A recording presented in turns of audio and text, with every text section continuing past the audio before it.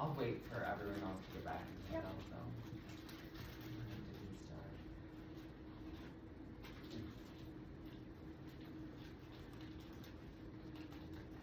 So what's that a picture of? I guess I can This sit up. is in, I believe it's Barcelona. It's really great. I've never been to Spain myself, but I speak the language. So. And where did you learn the language? I started in middle school. So I started, most of it was myself that I taught myself, but other than that, I had some classes. They were never like too in depth though. I'm gonna video it, so we can send it out to YouTube. You know, Heather was just saying, I would go ahead. Okay. Okay, hello everyone. My name's Camden Hugo. I'm a student here at SDSU, and I bet you're all wondering, what is a kid out of high school doing teaching a language class? Well, this kid has been learning languages since he was in 7th grade. Actually before that, but I'll save that for when I talk about Polish, which is another one of my favorite languages. This language, Spanish, I've been learning since middle school. I was a Spanish teacher in high school. For my Spanish teacher, I was the assistant Spanish teacher, and I was also a Cuban boys tutor when I was in school. I taught him English, so I have some experience in the field. Right. Okay, so as you may know, in Spain and in Mexico and all the other Spanish-speaking countries, formality is needed. Unlike English, they use different pronouns to address people formally. So in Spain, formality is needed. In the United States, we have greetings that are similar to this. However, we usually use formality in business-like situations. With this in mind, it is necessary to know when to use which greetings in different situations. Informal or formal greeting use. Use a formal greeting in every official situation, such as in business meetings, at the bank, station, or airport, or in a shop. Use formal greetings when you talk to a stranger, everyone middle-aged, older than you, or your superior at work. In general, informal greetings are used between family members, friends, children, and teenagers.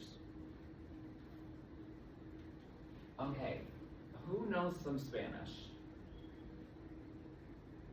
Do you speak like fluently, or do you? No, I understand a lot more than I speak.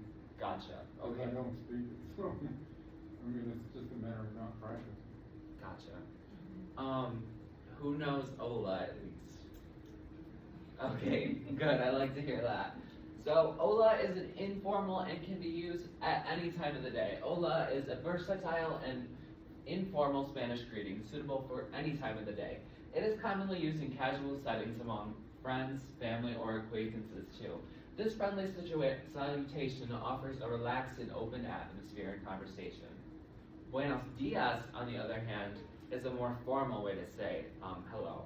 It really means good day or good morning, but it's how they address each other formally in the morning. Just the morning or good, when you say good day, is that only morning? Well, okay, so it's usually only morning. Dia right here means day, but it means good morning. Because I think I used that wrong down there. Oops. That's okay. I'm sure they didn't mind. Greetings continued. Okay, so buenas tardes is what you use in the afternoon, and this is a formal greeting as well. It is suitable for formal occasions and signifies respect. This greeting is commonly used when entering a place of business or addressing someone in a more official settings. Buenas noches is how you say good night in Spanish. So when you're out on the town and you're going to eat, you could say buenas noches when you leave a restaurant. Adios can be formal or informal and is used at any time of the day. Adios is a formal and universal way to say goodbye in Spanish. It can be used at any time of the day and is appropriate in both casual and formal settings. This farewell expresses a more formal tone compared to informal alternatives. Any questions so far? So, like in the situation of leaving a restaurant, is it more appropriate and respectful to say buenas noches or adios? I would say it's more of a personal choice. Either is going to be okay because one just means good night and the other just means goodbye. Did that clear up your question? Okay. Any other questions? I've heard it also said buenas. Buenas, yes. That is the more informal way to say it. It's more of a slang way. Just like, Buenas. hey. Yeah, kinda. Okay. And greetings continued. This hasta luego. This greeting is informal and is used for saying goodbye with the expectation of meeting again. Hasta luego is an informal way to say goodbye in Spanish, indicating a casual and friendly farewell.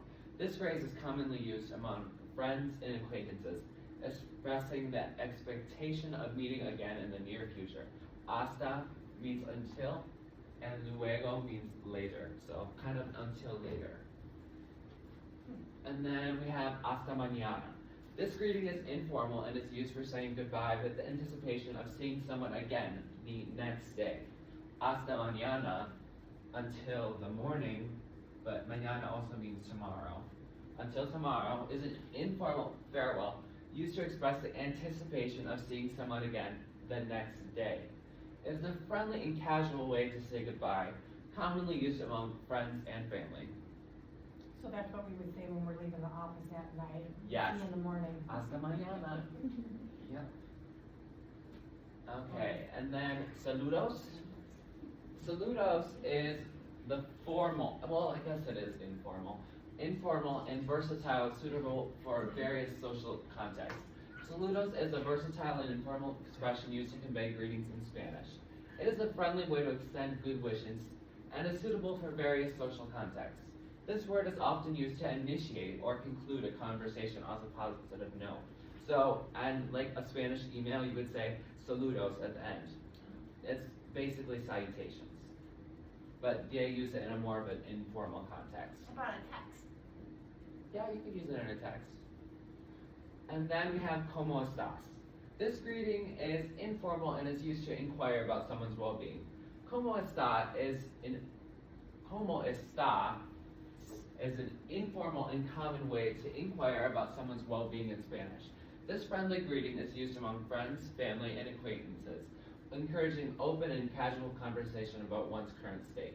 Como está usted, on the other hand, is the formal way to ask how you are. This greeting is formal and is used to respectfully inquire about someone's well-being. Como está usted is a formal and respectful way to inquire about someone's well-being. This phrase is used in more formal settings and when addressing individuals with whom one maintains a level of respect and formality. How to respond to como está usted. Now, most likely, if someone asks, how are you in Spain, they're more likely to address you as usted, you in the formal context. Additionally, they may address you as señor or señora, sir and ma'am. However, some youth may simply address you with como estás, but that is very unlikely. Hopefully, you're enjoying your trip, so you would say, estoy bien, gracias, which means, I am well, thank you. Nevertheless, if you're not doing well, you could say, estoy mal, I am bad, unwell. But hopefully that won't happen while you're in Spain. Is anyone in here going to Spain? I think so. You think so? That's exciting. I'm excited for you. Shelly, are you going to be on that trip? I think so. Okay. Any questions? No? Okay. More useful phrases. Gracias, I'm sure all of you have heard of that one. It's kind of a universal way to say thank you.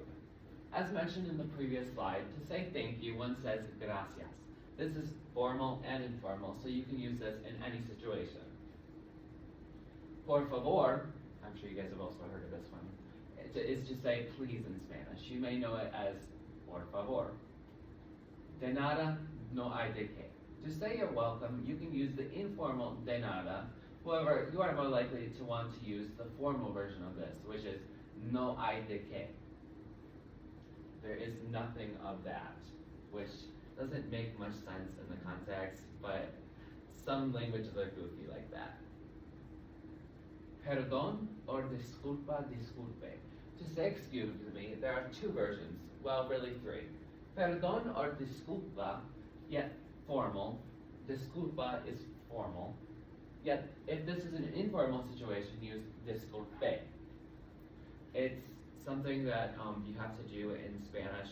It's called subjunctive. You have to, no, I'm not even gonna get into that. That's a whole ball of yarn that I don't wanna get into. Okay, time in Spain. Spain is the Central European time zone during Standard Time and Central European time.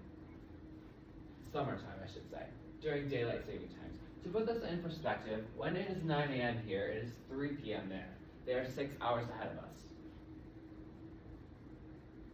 Spaniards call money dinero. However, being a part of the European Union, they use the euro system.